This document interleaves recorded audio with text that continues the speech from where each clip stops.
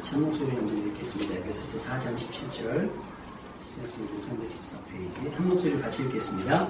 그러므로 내가 이것을 말하며 주 안에서 증언하노니 이제부터 너희는 이방인이 그 마음에 허망한 것으로 행함같이 행하지 말라.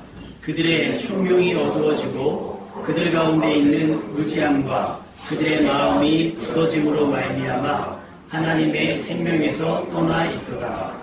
그들이 감각 없는 자가 되어 자신을 방탕에 방임하여 모든 더러운 것을 욕심으로 행하되 오직 너희는 그리스도를 그같이 배우지 아니하였느니라. 진리가 예수 안에 있는 것 같이 너희가 참으로 그에게서 듣고 또한 그 안에서 가르침을 받았을진데 너희는 유혹의 욕심을 따라 썩어져가는 구습을 따르는 옛사람을 벗어버리고 오직 너희의 심령이 새롭게 되어 하나님을 따라 의와 진리의 거룩함으로 지으심을 받은 새 사람을 입으라. 아멘. 학교란 무엇인가? 라고 하는 시리즈를 몇 년 전에 EBS에서 기획해서 방영을 한 적이 있습니다. 혹시 부모님들 가운데 보신 적도 있을 거예요. 용인에 보면 어떤 고등학교가 하나 있는데 그 학교는 그 사회에서 혹은 학교에서 우리가 흔히 말하는 나고, 부적응 해서 다니지 못하는 아이들을 모아놓은 학교가 하나 있더라고요. 그 학교를 갔는데 수업 시간에 아이들이 그냥 막 나가버려요. 교실을 나가는 게 아니라 교문 밖을 나가버리고 또 답이 안 나오는 거야. 안 들어오는 건 예사하고 왔다 그냥 가고 뭐 담배 피는 건 예사하고 머리 모양 시작해서 뭐 오면 아무데나 앉는 거예요. 대부분 학교는 정해진 자리가 있잖아요. 대학교가 아닌 이상에는 아무데나 앉는 거예요. 그래서 선생님들이 견디다 못해서 회의를 한번 하더라고요. 그러면서 언제까지 이 아이들을 전부 끌고 갈 것이냐. 답이 안 나오는 거예요. 다 끌고 가자니 상처받는 아이들이 너무 있는 거예요. 그래서 이제 그 소문이 학부형들에게 났어요. 학부모들이 막 몰려와서 얘기하는 거예요. 아이들을 포기할 거냐. 이미 한 번 상처받은 아이들인데 한 번 더 여기서 상처받고 버려줘야 되느냐 얘기를 하는 거예요. 선생님이 한 분이 울먹이면서 뭐라고 얘기했냐면 그 아이 하나를 붙잡기 위해서 너무나 많은 아이들이 같이여야 된다는 거예요. 그 아이가 여기서 끝까지 완주를 하려면 다른 주변에 있는 너무나 많은 아이들이 다쳐야 하고 힘들어야 한다는 거예요. 그래서 자기들은 고민한다는 거예요. 그럼에도 불구하고 이 아이를 데리고 가야 되는 건지 아니면 나머지 30명을 보호하기 위해서 그 아이를 버려야 되는 건지 사실은 아직도 답을 찾지 못했습니다. 라고 얘기하더라고요. 그러면서 오해하지 마시고 우리가 할 수 있는 데까지 해볼 테니 기다려달라고 얘기를 하시는 부분들이 있더라고요. 그러면서 몇 학교를 보여주는데 저는 몰랐는데 세계에서 명문대 진학률이 가장 높은 고등학교가 어딘지 아십니까? 혹시? 명문대 진학 확률이 제일 높은 고등학교가 민족사관학교. 민족사관고등학교인데, 야, 거기는요, 시간을 1분 단위로 쪼개서 하는데 수업을 영어로 하더라고요. 그리고 막 2시에 기숙사 문을 전기를 아예 차단한대요. 그러니까 방마다, 개인마다 다 조명이 하나씩 있어요. 앉아한대요. 발표를 다 영어로 하고, 수업하는데 거의 대학원 논문 쓰듯이 수업을 하더라고요. 그러니 나한테 좋은 데 가죠. 그래서 제가 느끼는 거예요. 같은 나이, 같은 또래고, 같은 문화 속에서 사는데, 누구는 이렇게 소위 세상 말로 앞서가고, 좀 우수하고, 어떤 아이들은 간신히 커트라인에 걸려서 이걸 넘어야 되는지 말아야 되는지 고민하는 갈등하는 일이 있다. 그럼 뭐겠어요? 이 아이들이 이미 이 아이들은 성공하고, 이 아이들은 성장하고 있다고 하면, 따라가지 못하는 아이들이 필요한 건 뭐겠습니까? 변화입니다. 동의하시면 아멘. 우리의 바람은 아이들이 다 민족사관학교에 다니는 아이들처럼 우수하고 탁월하기를 원할 거예요. 누구도 우리 아이가 커트라인에 걸려있는 어느 고등학교 아이들처럼 간신히 살아가는 아이들, 그냥 고등학교 졸업장에 탔으면 좋겠다라고 생각하는 바람을 갖는 아이로 자라지를 원치는 않을 거예요. 그치요? 여러분, 우리에게 필요한 건 변화예요. 그러면서 이후에 따라오는 캠페인이 뭐냐면 우리 아이가 달라졌어요가 아니라 우리 선생님이 달라졌어요라는 캠페인이에요. 근데 지금 초등학교, 중학교, 고등학교에서 실제로 그 교사의 역할을 감당하는 선생님들이 자원을 한 거예요. 나 달라지고 싶습니다. 그러면서 그분들이 교육받고 훈련하고 도전하고 하면서 달라지는 모습들이 나타났는데 처음에는 선생님들이 모르는 거예요. 막 아이들에게 윽박 지르고 아이들에게 상처 주고 했던 말들을 몰랐다가 자기가 수업하는 모습들을 보면서 깨닫기 시작을 하는 거예요. 그러면서 그 미션이 끝나고 나서 마지막 수료할 때 뭐라고 얘기하냐면 이제까지 몰랐다는 거예요. 교단에 섰지만 몰랐다는 거예요. 이렇게 아이들이 예쁜지 몰랐다는 거예요. 자, 뭐가 변한 겁니까? 아이가 변했어요? 학교가 변했어요? 본인이 변했어요? 본인이 변한 겁니다. 삐뚤어진 아이들이 대부분 하는 말, 세상이 나를 이렇게 만들었어요. 아니요. 세상은 가만히 있었어요. 누가? 본인이 그렇게 된 거예요. 이 시점에 우리에게 필요한 것은 뭡니까? 변화입니다. 오늘 본문에 보면 두 사람이 나옵니다. 우리 인격체적인 두 사람이 아니에요. 우리가 상징적으로 얘기하는 옛사람과 새사람이 나옵니다. 실패한 사람을 옛사람이라고 한다면 여러분은 새사람, 어떤 사람? 성공하는 사람이 되어야 되는 줄 믿습니다. 우울한 사람이 옛사람이라고 한다면 이제는 유쾌하고 행복한 사람 되시기를 주님의 이름으로 축원합니다. 그러면 옛것과 새것의 경계점은 어딜까요? 옛것과 새것의 경계점. 자, 핸드폰에 옛폰과 새폰의 경계점은 뭐예요? 폴드폰은 옛폰이고 스마트폰은 새폰입니까? 그렇다면 우리 장로님은 옛폰을 쓰고 계세요. 스마트폰을 해드렸더니 못 쓰시겠다고, 이게 안 된다고, 폴드폰 좋으시다고. 그 경계가 뭐예요? 옷을 사면 어떻게 되죠? 예전에 우리 어머니 세대 때는 뭐 나팔바지 같은 거 유행했었잖아요.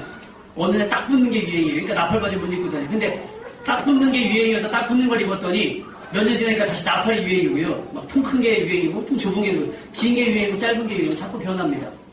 옛것과 새것의 경계가 뭘까요? 어디까지가 옛것이고, 어디까지가 새것일까요? 제품은 쉽게 구분할 수 있어요. 새로 나오면, 소위 말해서 비싸면 새 거고요. 그냥 막 할인해서 팔면 헌 거예요. 옛것. 헌 건 아니지만 옛것이에요. 그렇지 않겠습니까? 여러분 마트 가서 아이들 옷 사면 어떻게 해요? 아이들은 솔직히 새 거 사줘봐야 막 금방 크니까. 그러니까 어떻게 해요? 2월 상품 사잖아요. 2월 상품. 전기 제품 같은 것도 못해요. 전시 상품 이런 거 사잖아요. 옛거라 옛거. 그래서 어떤 분은 막 그런 거 하는 거 있어요. 이런 것도 사도 제조년 일자를 하시는 분들이 있어요. 참 성격 피곤하게 사시죠. 이 중에 그런 분들이 있으면 대단하신 거예요. 존경스럽습니다. 먹는 건 하셔야죠. 먹는 거. 먹는 거는 제조년일 해야 돼요. 근데 그렇게 사시는 분이 있어요. 그 차이가 뭘까요? 여러분 만든 것만 2015년이지 2014년, 2014년부터 만들어진 제품도 되게 많아요. 근데 뭐예요? 그래도 최근에 나온 쉽게 말해서 신상 따끈따끈하다는 거예요. 그렇다면 우리도 신상을 찾는다고 하면 여러분에게 묻겠습니다. 여러분의 인생은 여러분의 인품은 신상입니까? 따끈따끈합니까? 아니면 아직도 고리타분한 옛날 생각에 죄송합니다. 옛날 생각이 다 고리타분하다는 얘기는 아니에요. 그런데 너무 그 어른의 주장, 내 옛 경험에 묶여 있어서 새 것을 수용하지 못하고 새 것을 인정하지 못하는 삶을 살고 있지 않았는지 생각해 봤으면 좋겠습니다. 2015년 1월 11일입니다. 새해가 벌써 시작된 지 열흘 됐어요. 어떻게 작년과 좀 달라졌습니까? 뭐가 달라졌어요? 제일 달라진 건 우리 교회 달력이 달라졌어요. 작년 달력은 길었는데 우리 달력은 좀 짧고 디자인이 아주 그냥 예뻐졌어요. 그렇죠? 또 달라진 거 뭐 있으시겠어요?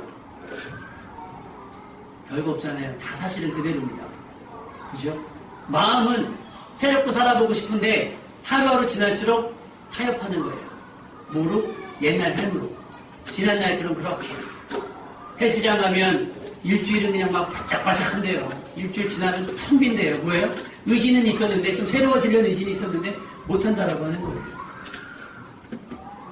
작년이나 올해나 도찐 개찐이면 여러분 회개하셔야 됩니다. 새날을 주셨잖아요. 애들 미술학원을 보냈더니 작년 그림이랑 올해 그림이랑 똑같다면 학원 끊어버리지 않겠습니까? 여러분의 삶이 작년과 올해가 같다면 살 필요가 없는 거예요. 극단적으로 표현한다면. 세상이 변하지 않았다고 합니다. 야, 세상은 똑같다. 아니요. 세상이 변하지 않아서가 아니라 여러분이 변하지 않아서 세상이 그대로인 겁니다. 우리 아이는 왜 변하지 않을까? 아이가 변하지 않는 것이 아니라 여러분이 그대로이기 때문에 아이들도 그대로인 거예요. 아까 말씀드렸죠? 선생님이 변화졌더니 아이들이 변화지는 거예요. 선생님이 달라지면 아이들 변화집니다. 우리 아이가 달라졌어요. 혹시 SBS 보십니까? 문제가 다 어디 있어요? 100%. 다 부모가 있어요. 누가 맨 먼저 달라집니까? 아이가 달라져요? 아니요. 부모가 달라집니다. 그러면 어떻게 돼요? 아이가 달라지는 거예요. 다른 사람 욕할 거 없고 다른 상황 얘기할 거 없습니다. 뭐만 달라지면 돼요? 내가 달라지면 되는 줄로 믿습니다. 우리 옆 사람에게 이렇게 축복하시다. 올해는 좀 달라집시다. 시작! 올해는 달라집시다. 연초가 되면 서점에서 불티나게 팔리는 게 뭐예요? 자기계발서입니다. 그죠? 좀 달라지기 위해서 막 책 사서 막 이만큼 봐요. 올해는 뭐 영어 해야지, 중국어 해야지, 프랑스 해야지. 민족사관학교 아이들 영상을 봤더니요, 기본 3개국 하더라고요. 취미로 중국어, 프랑스어 공부해요. 왜? 자기가 공부하는 내용에 원서가 거기 있는 거예요. 하는 거예요. 와, 대단하더라고요. 왜 나는 그렇게 살지 않았을까? 저희도 대학원 가면 헬라어랑 히브리어 배우거든요. 막 시험도 봐요. 성경 언어가 히브리어고 헬라어로 돼 있으니까. 막 대단합니다. 그럼 막 읽어요. 태초에 하나님 천지 창조하지 막 히브리어 막 읽어요. 희한하게 기적이 나타납니다. 졸업과 동시에 알파벳도 생각이 한 개도 안 나요. 이상하죠? 우리 신한 목사님 기억하십니까? 저는 기억이 하나도 안 나요. 희한하죠? 근데도 지금도 히브리어 헬라어를 매일매일 공부하시는 분들이 있어요. 저도 깨닫죠. 나도 달라져야 되겠구나. 나만 달라져야 되겠습니까? 너 책 읽어! 그리고 엄마는 드라마 보잖아요. 달라지시길 바랍니다. 함께 읽을 수 있길 바라요. 그래서 우리 교회도 자기계발서를 추천하지 않고 올해는 뭐예요? 성경 일독을 합니다. 혜이 아빠, 성경 읽기 시작했습니까? 아이들 너무 좋아합니다. 우리 동아야, 엄마가 성경책 읽어줘요? 읽어줘요? 누구랑 읽었어, 너? 이모가 읽어줬어요? 이모는 안 읽어주고 엄마 읽어주고? 엄마도 안 읽어줬죠. 엄마 물어. 알았지? 물어? 여러분, 말로만이 아니라 하나님 말씀 앞에 쓰게 되면 변화되어지는 줄로 믿습니다. 다니엘이, 제가 아이들을 위해서 축복할 때는 항상 다니엘의 기도를 합니다. 하나님, 다니엘에게 있어 특별한 은혜가 뭐냐? 서적을 깨닫는 지혜가 있다는 거예요. 여러분, 책을 10,000권을 읽어도 깨닫지 못하면 아무 소용이 없는 거예요. 스트레스만 되지. 근데 한 권을 읽어도 깨달으면 변화되어집니다. 제가 학생들 앞에 설교하면 그런 얘기합니다. 여러분에게 다니엘처럼 서적을 깨닫는 지혜가 있기를 소원합니다. 그러면 애들이 막 아멘해요. 그럼 제가 그래요. 그래, 제발 책 좀 읽어라. 읽지도 않고 깨달으려고 하니까 안 깨달아지지. 서적을 깨달으려면 뭐 해야 돼요? 서적을 읽어야 되잖아요. 그럼 아이들이 서적을 읽으려고 하는 분위기가 돼야 돼요. 여러분 분위기 만들어 주십니까? 어제 현서가 우리 집에서 잤어요. 집에서 성경을 읽는지 모르겠지만 어제 제가 이제 토요일 날은 제가 신경이 예민한 날이기 때문에 방에 들어가서 안 나오면 제가 했어요. 또 한 사람은 또 오늘 식사 준비나 이런 것도 신경 써야 되니까 하고 현서가 애기랑 성경 좀 읽었더니 셋이서 돌아가면서 3장을, 여러분 하루 3장 읽기 쉽지 않습니다. 30분 이상 걸려요. 어른도 20분에 30분 걸립니다. 한 잔씩 읽고 나중에 마지막 절은요 다 같이 그래서 셋이 합독하고 아멘 하고 딱 끝나는 거예요. 지금 금요일 날이 하루 밀렸어요. 금요일 날은 밀려서 오늘 이제 8장 되거든요. 8장. 다행히 아닌데 그거 기다려요. 읽겠다고 기다립니다. 여러분, 작년과 달라진 거예요. 저희 가정의 모습. 여러분은 뭐가 달라지셨어요? 드라마도 1, 2월 되면 다 바뀌잖아요. 보던 거 그냥 보세요. 단 조금 줄이고 아이들이 할 때는 함께 여러분이 먼저 변화돼서 그렇게 아이들의 변화를 이끌어갈 수 있는 여러분 되시기를 주님의 이름으로 축원합니다. 오늘 말씀은 얘기합니다. 아직 구원받아야 할, 아직 구원받지 못한 믿음 없는 사람들의 삶은 어떤가? 죄송하지만 성경은 이렇게 얘기합니다. 이방인이 그 마음에 허망한 것으로 행함같이 행하지 말라 그래요. 왜 허망하다고 했냐면 그들의 추구하는 것들은 구원에 이르지 못하기 때문에 허망한 거예요. 바벨탑을 높이 쌓아보지만 그것으로는 구원을 얻을 수 없기 때문에 그것이 헛수고라고 하는 얘기예요. 그래서 왜 그런 거 있잖아요. 생고생이란 말 하잖아요. 생고생. 너 못하러 생고생해 하는 말 하잖아요. 세상 사람들, 아직 믿음 없는 사람들의 수고는 마지막 날은 허망하다는 거예요. 지금 당장은 그걸로 배부를 수 있고 그걸로 좀 만족할 수 있지만 결국은 그것이 뭐예요? 아무 유익이 없는 거예요. 언제? 구원받아야 할 때는 아무 유익이 없는 거예요. 오늘 성경은 그렇게 얘기하고 있습니다. 성경에 나오는 부자 있습니다. 풍작으로 인해서 넘쳐나는 수출을 감당하기 위해서 나를 위해서 창고를 짓고 내 수출을 거기 담아 내가 이제부터 좀 평안히 살아봐야겠다 라고 한 사람이 있었어요. 그때 주님께서 뭐라고 얘기합니까? 오늘 내가 내 영혼을 들고 찾으리니 이 모아둔 모든 것들이 너에게 무슨 유익이 있겠느냐? 돈으로 구원할 수 없습니다. 아이들과의 관계가 지금 깨지면 돈으로 회복되지 않아요. 여러분, 이웃과의 관계가 깨지면 돈으로 회복될 수 없습니다. 하나님과 관계가 여러분의 다른 유혹과 다른 것들을 깨지면 돈으로 살 수 없게 됩니다. 여러분, 유지해 나갈 수 있기를 주님의 이름으로 축원합니다. 다른 것으로 자꾸 신경 쓰지 마시고 여러분은 구원할 만한 것들을 주변에 만들어갈 수 있길 바라요. 일본에서 쓰나미가 난 이후에 일어난 일들이 뭐가 있냐면 1인용 잠수함처럼 생긴 거가 있어요. 그 캡슐. 쓰나미가 다 덮쳤잖아요. 그러니까 그 캡슐을 판매하더라고요. 그 안에 뭐 며칠 동안 먹을 수 있는 양식과 물이 저장이 되고요. 물 한 방울 들어오지 않아요. 딱 드러픈 것이 생겨놓고 딱 들어가더라고요. 장난처럼 만들었는데 쓰나미 사건이니까 사람들이 관심을 갖는 거 뭐예요? 그런 엄청난 일이 당겼을 때 살아남아야겠으니까 돈 주고 사는 거예요. 부자들 지하 벙커 하잖아요. 왜요? 핵전쟁이라면 물로 들어가 숨겠다는 거예요. 실제로 그게 영화에서나 있었던 일인지 모르겠어요. 약간의 어떤 소설 같은 이야기도 있겠지만 실제로 지금 만약에 지구에 핵전쟁으로 인해서 멸망이 오거나 해성이 충돌해 지구에 멸망이 오면 살아남는 종족 번식을 위해서 하는 정자, 난자 이런 것들을 지금 다 얼려놨다는 이런 얘기들도 막 들리잖아요. 영화 속 같은 것처럼. 뭐 하는 거예요? 마지막 날을 준비하는 거예요. 여러분 무엇 준비해 놓으셨어요? 작년까지. 올해부터 그 준비를 먼저 할 수 있기를 주님의 이름으로 축원합니다. 여러분 월급 받아면 뭐 먼저 떼요? 먹고 싶은 거 먹고 사고 싶은 거 삽니까? 아니죠? 세금 먼저 하잖아요. 이거 안 되면 잡혀가니까. 먼저 떼는 거예요. 여러분의 삶의 시간 어디를 떼야 돼요? 구원받을 만한 것들 먼저 떼놓으세요. 여러분의 시간 예배를 떼놓으시고 기도 시간을 떼놓으시고 말씀 볼 시간 떼놓으시고 나머지 마음껏 사시라는 거예요. 먼저 그의 나라와 그 일을 구한 다음에 올해는 그렇게 살아보자는 거예요. 어떻게? 이렇게 달라지자는 얘기예요. 왜? 여전히 무료하잖아요. 재작년과 비교해보세요. 작년 별거 없었어요.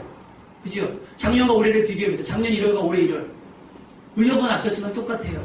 더 단단히 각오하셔야 됩니다. 여전히 허망한 것을 쫓고 있다고 하면 과감하게 여러분 돌아설 수 있기를 주님의 이름으로 축원합니다. 그게 계속하면 죽어요. 그렇게 계속하면 망합니다. 허망해집니다. 돌아서기를 바래요. 돌아서기를 바래요. 이전에 바울의 삶도 마찬가지였습니다. 오늘 성경을 쓴 사도 바울도 그랬어요. 사도행전 22장 3절부터 4절에 보면 자기 출신도 엄청나고 대단했습니다. 그리고 열심도 하나님 앞에 열심도 대단했는데 그것이 허망한 줄 몰랐어요. 그런데 언제 깨달았습니까?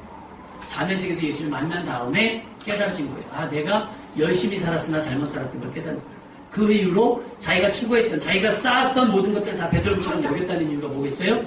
허망한 것으로 채우지 않냐고 어떻게 구원받을 만한 것들을 얻기 위해서 예수 그리스도를 얻기 위해서 다 비워냈다고 제가 전에 말씀드렸잖아요. 뭡니까? 달라지는 거예요. 근데 여러분 아직도 허망한 것을 추구한다면 달라지지 않는 거겠죠. 탄자의 삶도 마찬가지였습니다. 아버지께 받아온 재물 가지고 허랑방탕했다고 말씀했죠. 오늘 말씀 한번 읽어볼까요? 오늘 말씀을 한번 다 같이 읽어보겠습니다. 18절 말씀 다 같이 18, 19절 말씀 다 같이 읽어보겠습니다. 18, 19절 다 같이 시작.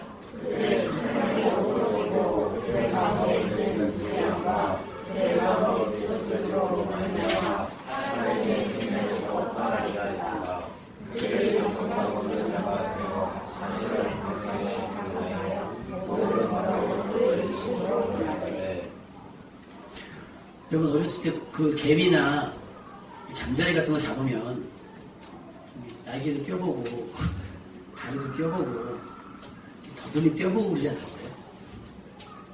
여러분 고양이한테 신발 신겨보신 분 계십니까? 제대로 걷던가요? 개는 신발 신어도 별 문제 없잖아요. 고양이들한테 신발을 신겨놓으니까 못 걸어요. 한번 신켜보세요. 할퀴지 마시고 잘 신켜보세요. 못 걸어요. 인터넷에 올라왔어요. 고양이한테 신발 신기면 검색해보시면 이렇게 잘 걷던 고양이 신발 신겨놓으면 어떤 발이 먼저 가야 될지 모르니까 얘가 막 못 걷더라고요. 신기하지 않습니까? 곤충들은 눈으로 보는 것도 있지만 더듬이라고 하는 감각이 있잖아요. 그래서 그걸로 찾는 거예요. 돌고래도 무슨 초음파 같은 걸로 한다면서요. 박쥐도 마찬가지고.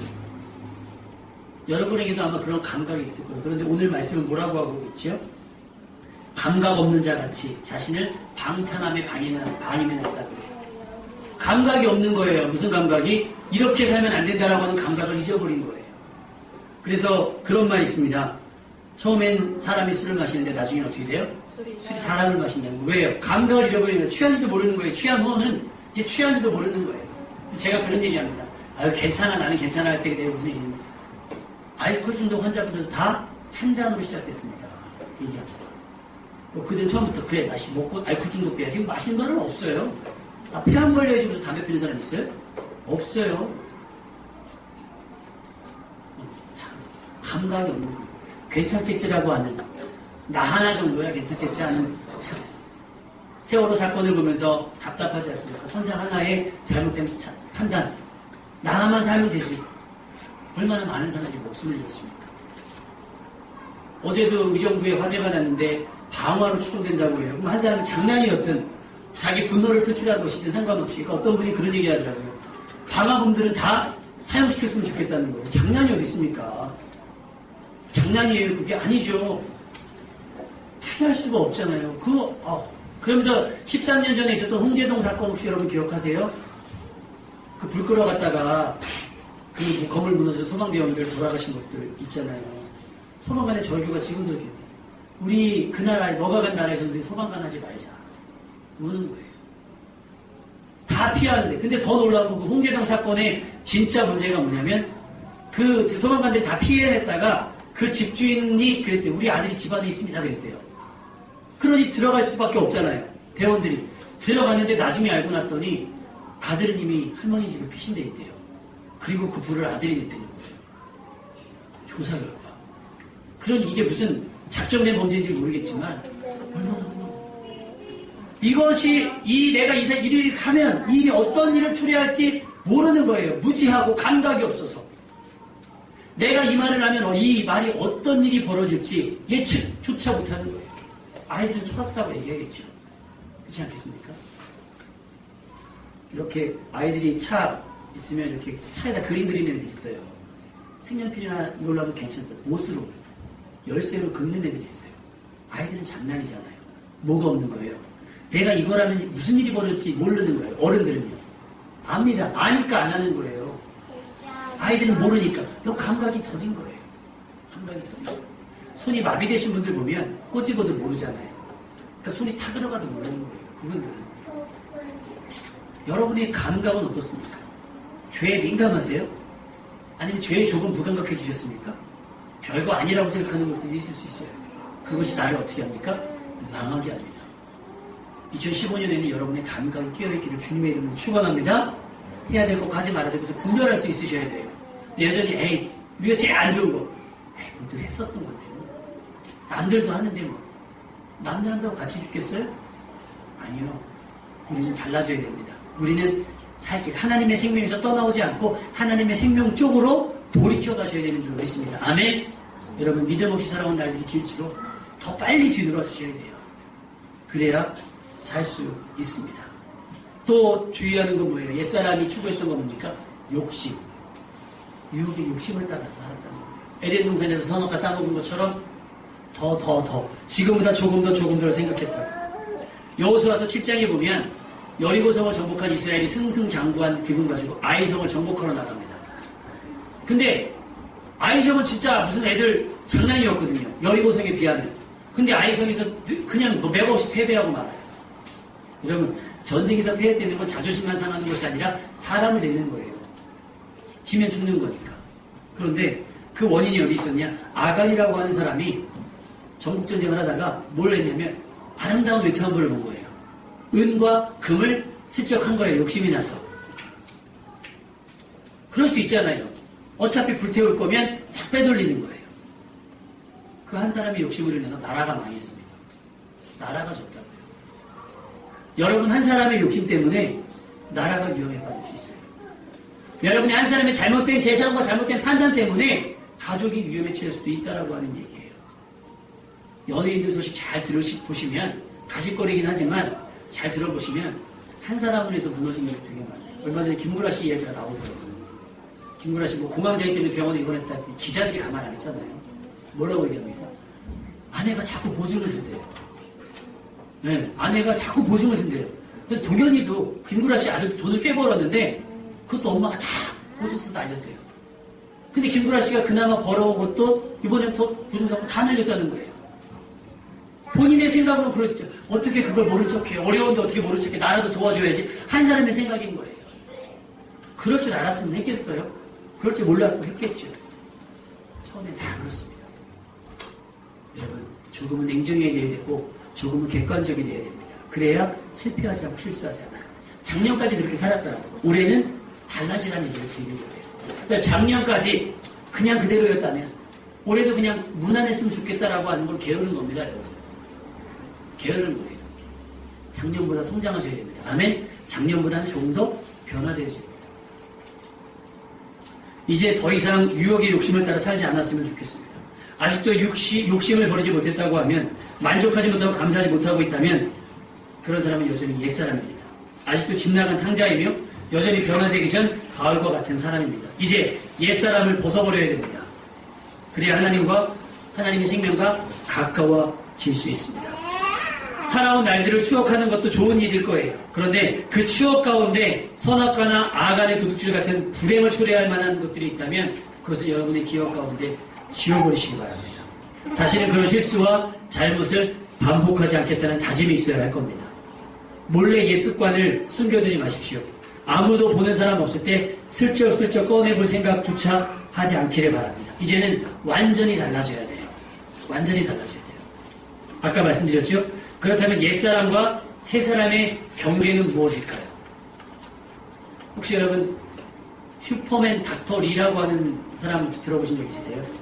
이승목이라고 하는 외과 의사입니다.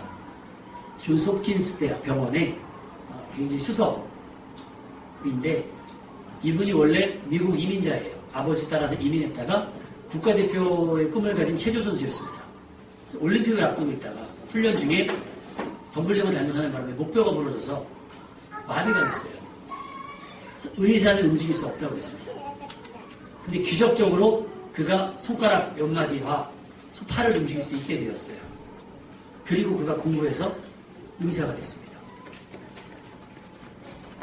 그러면서 얘기하는 게 뭐냐면 자기는 처음에 원망했다는 거예요. 그런데 그 사고가 자기의 인생의 터닝 포인트가 됐다는 거예요. 내가 멀쩡한 의사가 되었다면, 내가 그냥 체조가 싫어서 그냥 공부해서 의사가 됐다면 지금 마비된 사람이든 병든 사람에 대한 위로를 할 수 없었을 거라는 거예요. 그런데 자기가 다쳐보니 그들을 어떻게 위로할지 알겠다라는 거예요. 분명 옛사람과 새사람의 경계점이 있을 거예요. 아까 오면서 우리 동아엄마에게 로봇딸이 세진이 이야기를 한 적이 있거든요. 로봇딸이 세진이는 엄마가 입양한 아이라고 하더라고요. 장애아를 입원했어요. 근데 이 아이를 데리고 병원에 갔더니 병원에 가서 선생님 우리 아이 좀 걷게 해주세요 했더니 아니 엄마 이미 모르셨어요? 이 아이는 걸을 수 없어요. 임신했을 때 검사에서 몰랐었냐고. 다리가 없으니까 못 걷죠. 근데 이 아이를 안고 엄마가 오시면서 병원에 진료받고 의사가 안 된다고 얘기했어요. 근데 오면서 가장 비싼 신발에 매장에 들려서 그 중에서 가장 비싼 신발을 가지고 왔대. 그러면서 아이의 품에 안고서 그랬대. 세진아 내가 너 걷게 해줄게. 이 신발 신고 걷게 해줄게. 그때부터 피나는 훈련을 시작했는데요. 처음부터 걷는 훈련을 시킨 게 아니에요. 넘어지는 훈련을 시킨 거예요. 다리가 없으니 어떻게 해요? 다리 없어. 근데 세진이가 고백하기를 하나님께서 자기가 걷게 했대요. 어느 날 걷기 훈련을 하다가 지쳐 잠들었다가 깼는데 왜 이렇게 가면 놀이동산 같은 이렇게 발바닥 자국 있잖아요. 방바닥에 이렇게 빛이 들어오더래요. 발자국 사이로. 그래서 자기가 그렇게 걷고 있더래. 걸었대요. 빛을 따라 신기하니까. 그 전까지 한두 발 뛰기도 힘들었는데 그렇게 걷게 됐대요. 엄마가 들어서 깜짝 놀랐다는 거예요. 스테라는 게 뭐예요? 제가 느낀 게 뭐예요? 아, 옛사람은 뭐냐? 고지고대로 받아들이는 거예요. 불가능을 고지고대로 받아들이는 건 옛사람인 거예요. 근데 그것만 선언했어요. 걷게 해줄게. 의사가 안 된다 했어도 나는 널 걷게 해줄게. 이게 왜 새 사람에 대한 선언입니다. 그러면 저절로 됩니까? 선언만 갖고 돼요? 아니요. 피나는 훈련. 넘어지고 까지고 피나는 훈련 해야 돼요. 그러면서 스케치북이에요. 4살 아이한테 스케치북 같은 4살부터 한글 공부 시켰는데 2가지 단어를 함께 공부했대요. 좋은 말, 나쁜 말. 왜요? 소위 말해서 장애인이잖아요. 한눈에 보이는. 지적장애인은 사실 한 번에는 안 보이지만 신체장애인은 한 번에 보이잖아요. 다리가 없으니까. 엄마가 그렇게 얘기했대요. 4살, 자기 4살 때 세진아 어차피 네가 살면서 들어야 될 이야기들이야. 그렇다면 귀에 약을 바르자. 지금부터 못 쉬도록 듣기 위해서 네가 무감각해지게 그것만에 상처 안 받게 지금부터 미리 약을 발라놓자. 엄마가 얼마나 울면서 그 이야기를 했겠어요. 놀리는 이야기, 비아냥거리는 이야기. 자기 4살부터 약을 먹었다. 실제로 학교를 갔더니요, 아이들이 병신이라고 놀리는 거예요. 막. 세진이가 학교를 안 간다고 하니까 엄마가 왜 그러냐 했더니 그 얘기를 들은 거예요. 그래서 엄마가 학교를 찾아가서 그 주도적으로 세진이를 놀리는 아이 둘을 불러서 햄버거 집에 가서 얘기를 했대요. 뭐라고 얘기했냐면, 왜 그랬어요? 막 다리 때리고 막 한대요. 왜 때렸어요? 했더니, 그냥요. 세진이도 아플 텐데. 안 아파요. 걔 때리면 쇠로 됐거든요. 안 아파요. 아니, 세진이도 마음이 아파. 아이를 포장하거나 아이들을 위협한 것도 아니에요. 굳이 그대로 자기 사랑하는 마음을 그대로 표현을 했대요. 그 뒤로부터 세진이 학교 생활이 시험에 대로가 열린 거예요. 아무도 못 놀리게 두 친구, 햄버거 먹은 두 친구가 세진이의 단짝에서 가방 들어주고 놀아주고 하니 학교 가면요 축구를 못 하잖아요. 빵점 처리. 왜 이렇게 융통성이 없는지 모르겠어요. 이게 세상인 거예요. 그런데 엄마는 포기하지 않았다는 거예요. 수영을 시키는데요. 그냥 물속에 던졌대요. 자기는 살기 위해서 죽지 않으려고 수영했다. 여러분 수영할 줄 아세요? 자기 못한다 그러죠? 간절하지 않아서 그렇다잖아요. 세진이는 던져놨대요.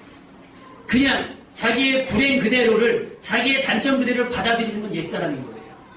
새사람이 되기 위해서 애를 쓰는 거예요. 까지고 넘어지고 피가 나고 고름이 나도 걸으려고 하고 살려고 한다면 새사람이 될 수 있다라고 하는 얘기입니다.